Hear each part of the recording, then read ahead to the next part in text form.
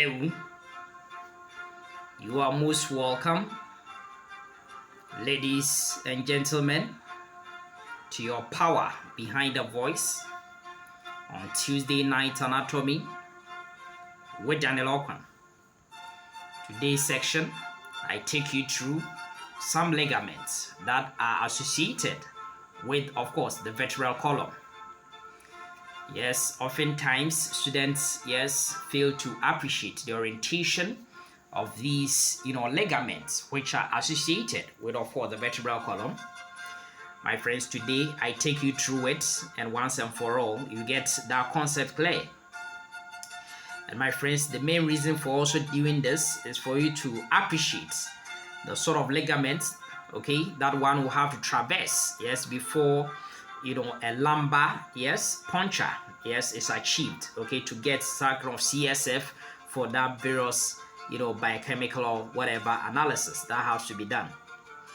And so, without wasting my time, let's set the ball rolling, looking at what I have for you today. So, my friends, there we are. Now, this is a schematic representation of the important ligaments which are associated with, of course, the vertebral column. Now, in the section right before you, there's a hemisection. It's actually a sagittal section, through the vertebral column. And what I can appreciate over here is that there's the anterior aspect, because I can see the body of the vertebrae, over here, and the body of the vertebrae, they are located anteriorly. And then when I come to the rear aspect, my friends, I appreciate what we call the spinal process, or the spinous process, actually. Okay, so that's what I find over here. And that one is located posterior. Of course, the transverse process will be located towards the lateral aspect. And my friend, that is why this is, of course, the sagittal section through, of course, the vertebral column. Now, what I appreciate over here is that I can see that because this is, of course, the vertebral body, it means that there's the anterior aspect. And so the ligament, which of course is red, shown over here, which runs in front of the vertebral bodies, is something that we call, and it's in the anterior longitudinal axis, of the body. And my friend, that is why this guy is called the anterior longitudinal ligament. Anterior longitudinal ligament. My friends, of course, we know that there will be in between of all these bodies of vertebrae, we have the intervertebral disc. I'm not interested in that. And my friends, when I go to the rear aspect, just behind the vertebral body, I see another ligament right over here. And my friends, this ligament, because it's found, if behind the bodies of the vertebrae in the longitudinal section, and that is why this guy over here is known as the posterior longitudinal ligament. Posterior longitudinal ligament. Okay, so I want you to appreciate these things, get the orientation right. And my friends, once I move away from that area, okay, now in between, adjacent, okay, vertebrae, there will be an intervertebral space, occupying that area, but not to the level of the spinous processes, just anterior to the spinous processes, we find another ligament. And my friend, this ligament is something that we know, is having a lot of, elastic fibers over there, and this guy is known as ligamentum flavum. The plural form will be ligamenta flava. Okay, so that is what we find over here. These guys that we find over here, these are the ligamenta, flava. And my friends, as we get towards the rear aspect, what we find is that in between the spinous processes, there will be another ligament that we find over here. And so in between adjacent spinous processes, it makes sense, that will be called interspinal ligament. Interspinal ligament. Okay, that's what we find over here. And my friends, when I even go, behind these spinous processes or above them, then what I see is that it's find itself above it, and that's why we call it a supra, spinous ligament. So that's the one we find over here, supraspinous ligament.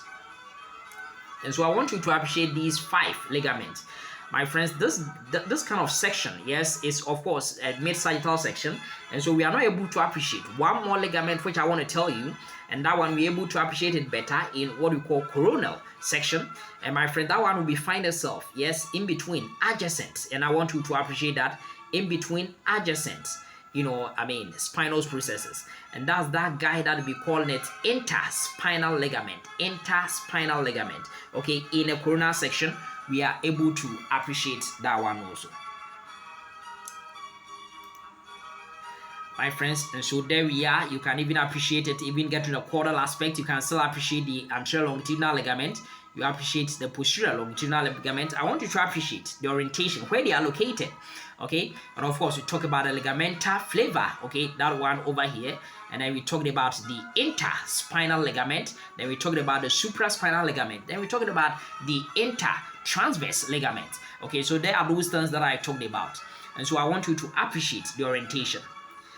And my friends, why am I talking about that, my friend? Because there may be an indication for a lumbar puncture.